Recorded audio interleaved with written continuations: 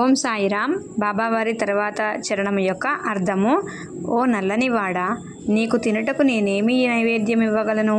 ఓ శ్రీహరి, నేను శక్తిలేని నీ బానిసను. నేను ఎంగిలిని ఎలా నైవేద్యముగా సమర్పించేది?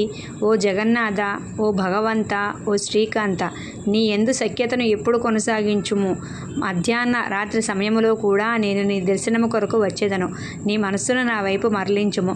కాగడహారతి అయిన వెంటనే అనేక మంది భక్తులు నీకు నైవేద్యాలు సమర్పించెదరు. ఓ సద్గురు సాయిబాబా, నిన్ను కాక ఈ ప్రపంచంలో ఇంకెవరిని ఆశ్రయించను.